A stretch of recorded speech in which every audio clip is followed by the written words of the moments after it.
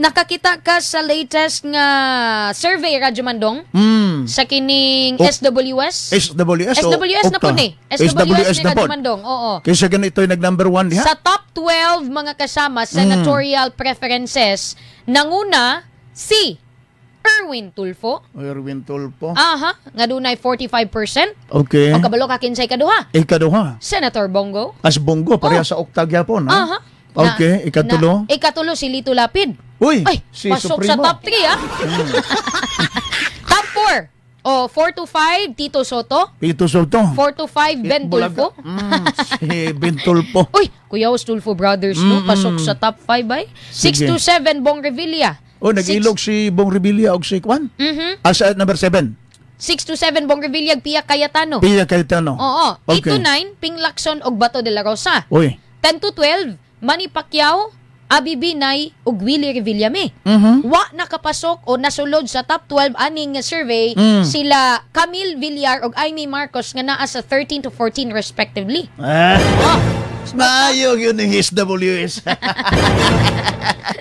Ilag yung gihulog-hulog si Camille, no? Oo. Yeah, gihulog-hulog po nila si Ivy Marcos. Amy. Oo. Diba, nabayata, no? Nga kining sorbi, basta political sorbi, kwarta, baya yun din, no? Yes.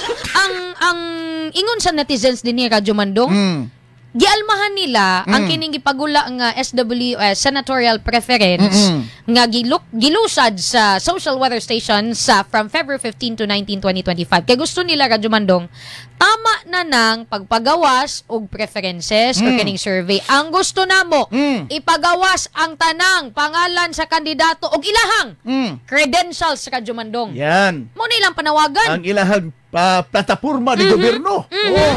Ang ila baga plano. O kung sa baga kasama ilahang bitang ang plano sa ato ang nasod Pilipinas. Yes.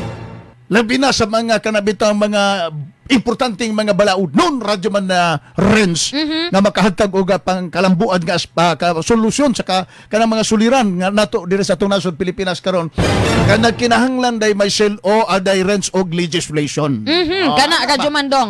Oo, tapos ano na isa gusto sad nako. Oo. Unya doable ba Radyo Mandong nga hatagan og ideya ang mga Pinoy sa ilahang karakter kining mga midagan. Oy dapat lang kay ngano man. Dapat banggoday deserve ang baga Pilipinong katawhan nga butante nga maedukar sa mga madaganay direns. Mo na dapat sakto na nga ilig yun ang tanang barahan. Yes. Para maedukar nga ito baga butante para nga dili masipyat og di malipat og di na pud ba scam day. Oy.